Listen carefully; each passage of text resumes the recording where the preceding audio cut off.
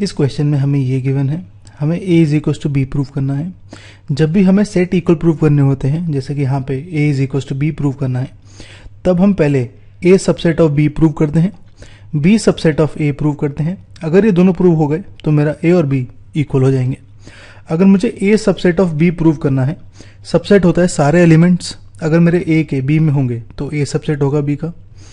a subset of b prove करने के लिए मैं मानता हूं मेरा कोई एलिमेंट सेट a में होगा और फिर प्रूव करूंगा कि वो सेट b में भी होगा। मैं मान लेता हूं मेरा x है ये कोई एलिमेंट जो a में सेट a में है, यानी x बिलोंग्स टू a। अगर मेरा x जो एलिमेंट है सेट a में है तो वो सेट a यूनियन b में भी होगा, क्योंकि सेट a के सारे एलिमेंट्स मेरे a यूनियन b में भी होंगे। अब गिवन है a union b is equal to a intersection b, तो जो x होगा मेरा वो a इंटरसेक्शन b में होगा, अब क्योंकि ये दोनों तो इक्वल है। a इंटरसेक्शन b का मतलब सारे जो एलिमेंट्स हैं मेरे a और b में कॉमन वो, यानी x एक एलिमेंट है जो मेरा सेट a और सेट b में कॉमन है, इसका मतलब x मेरा सेट b में है।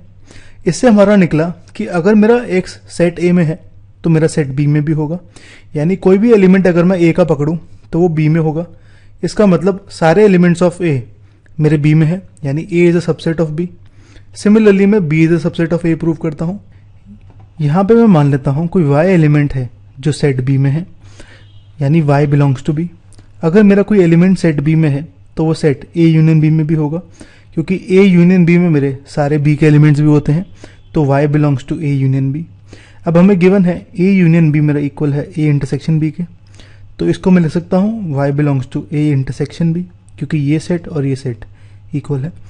a इंटरसेक्शन b होता है मेरा सेट जिसमें a और b के एलिमेंट्स दोनों होते हैं, common elements of a and b, यानी y जो है मेरा वो सेट a में भी होगा और b में भी। इसका मतलब y मेरा सेट a में आया।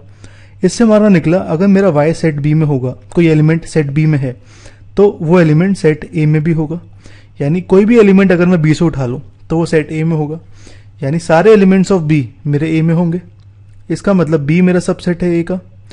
अब हमारी फर्स्ट और सेकंड इक्वेशन में a सबसेट ऑफ b आया और b सबसेट ऑफ a आया। अगर ये दोनों हो जाते हैं तो मेरा a और b इक्वल आ जाएंगे, a is equal to b। हमें यही प्रूव करना था, हेंस प्रूव्ड।